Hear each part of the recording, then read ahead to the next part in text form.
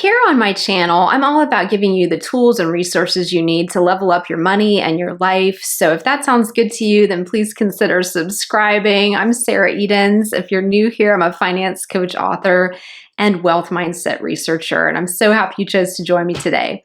So we are talking about one of my very favorite books when it comes to leveling up your life, particularly in improving your decision-making skills and improving your problem-solving skills. Ray Dalio wrote Principles a couple of years ago, and this is just a fantastic book. I personally, the second half of the book resonated with me probably more than the first. I think I underlined like the entire second half of the book because the first half is basically him talking about how he built Bridgewater, which is one of the world's most successful hedge fund companies, a little bit about his personal life, how he got into finance. And while that's all very, very interesting, the second half is where he really shares how he figured out how to become such a good decision maker. He's described himself before as a professional decision maker. And obviously you have to be, right, if you're working in a hedge fund where you're constantly figuring out how do we manage clients' money in a way that's going to always get them the best possible returns no matter what's going on in the world. And they've done very well in that regard. And so I wanted to share with you 10 top takeaways from Principles. If you haven't read it already, I'd highly recommend that you pick up a copy. He has an app. He has journals that go with this book.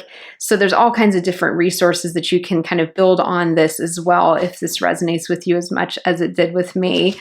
But let's go ahead and dive into what these lessons are.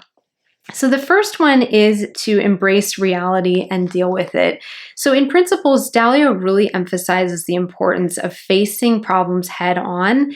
And I think that this is something that's really a great takeaway because that's something I think most of us struggle with, being able to really confront our problems, whether there are financial problems, business problems, personal problems, and be able to just kind of put a name to what it is, and then be able to not be in denial about it, but just be able to accept it, and then start to be able to work towards a solution and work on solving that problem, because it's almost impossible to solve a problem if you're not willing to face it, confront it, and move forward. If you're just sort of sticking your head in the sand or procrastinating and putting it off. And I think we've all been there at some point or other, right? Some problems just feel very scary and very stressful, but the number one thing is to face those problems head on.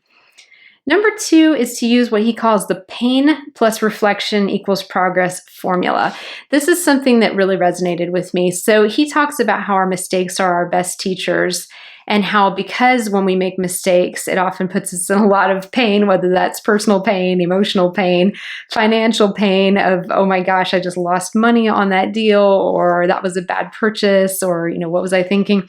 And so if you can kind of recognize that pain came from making maybe a poor decision or a poor choice, and then reflect on the situation, so that you don't keep making the mistake over and over again and hitting that same pain point over and over and over again, then you're able to move forward in your life and make that progress. And it's something he talks about extensively in the book, but pain plus reflection equals progress. And it's just such an easy way to think about mistakes rather than feeling ashamed that we make mistakes or upset with ourselves that we make mistakes. Just say, hey, if I made a mistake, I'm going to learn from that painful experience and do my best to reflect on it, see what I need to do differently next time so that I can start moving forward in my life and not have this vicious cycle of making the same mistakes over and over again.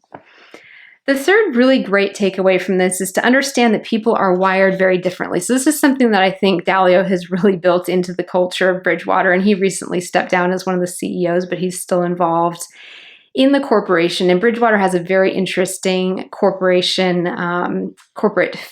setup with the way that they are structured, with the way that they interact with each other, with the way their teams are put together.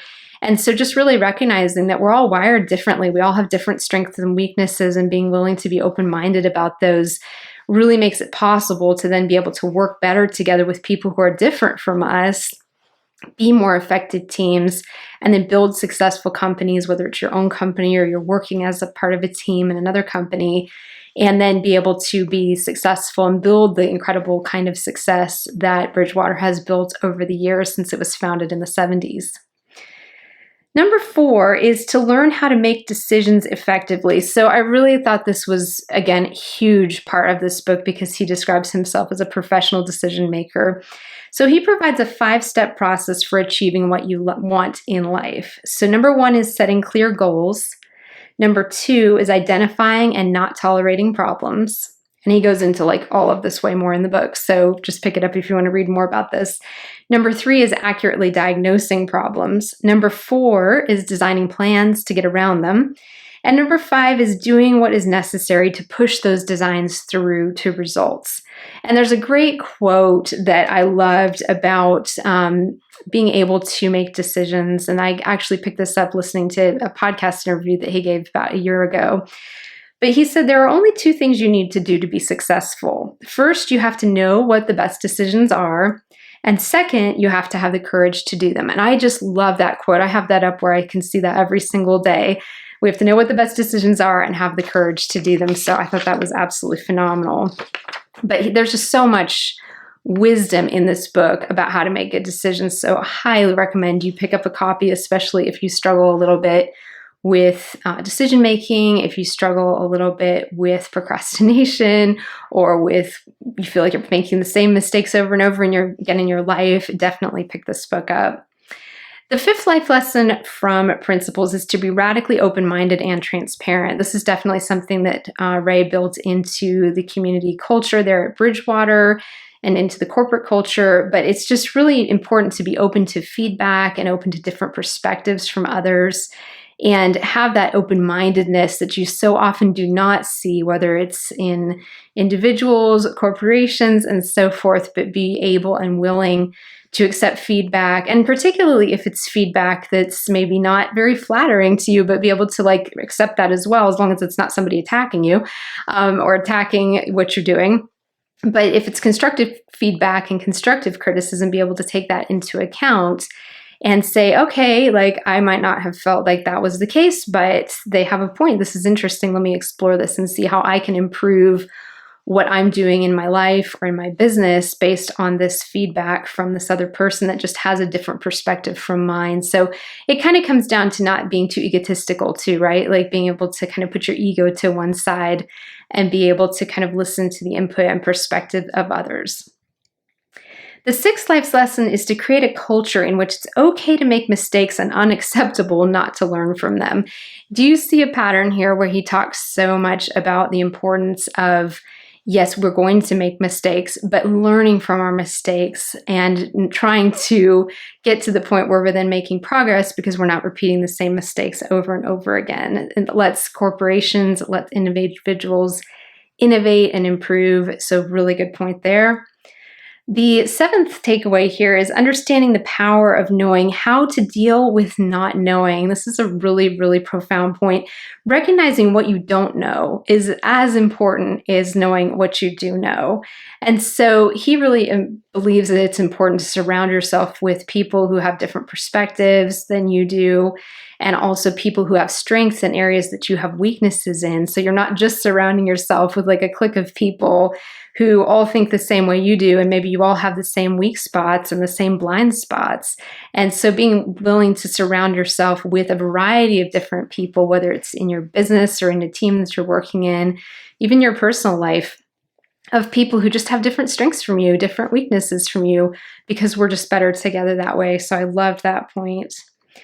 Number 8 is to think for yourself while being radically open to others' perspectives. So he's really big into open-mindedness, but also being willing to think for yourself. So taking other people's perspectives, but then not being too swayed by it either, being willing to kind of go your own path if that's what you need to do, and making decisions that are true to your own values and holding true to those as well, not being too swayed by other people's opinions, but at the same time being able to take those into account and into consideration.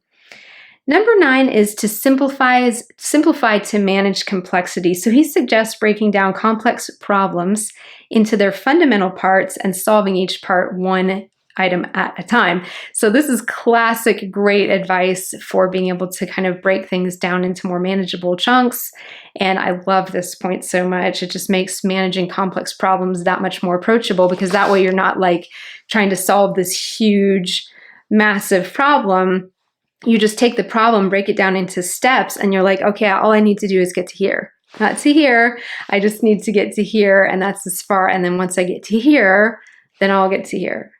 And then I'll get to here, and then I'll get to here. And this is so true if you think about building your financial independence, working your way towards financial freedom, getting out of debt. Think about, you have a huge debt snowball. It's absolutely overwhelming to go from a point where you have, say, $30,000, $40,000 worth of debt or more, and you're like, I'm just going to get this all paid off. I mean, that's absolutely overwhelming versus saying, I'm just going to make an extra $500 a month principal payment towards this debt every single month and work towards it as I go. So that's really, really important too with finances and with your life.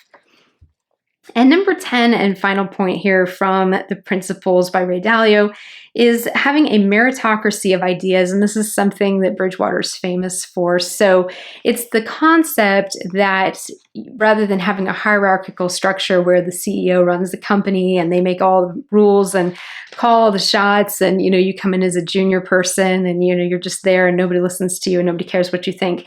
What Ray did is he basically had an idea meritocracy that he developed way back in the 70s.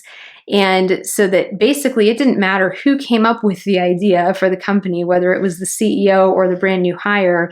If it was a good idea, he was going to take that into consideration. And so basically having that equality and that egalitarianism based on the quality of the ideas that you're bringing to the corporation. And this is another thing that made Bridgewater incredibly successful. So that's a really cool concept as well, is, if you're working in a team or you're working in a corporation, maybe finding ways to work that in rather than this kind of top-down management strategy that most businesses have.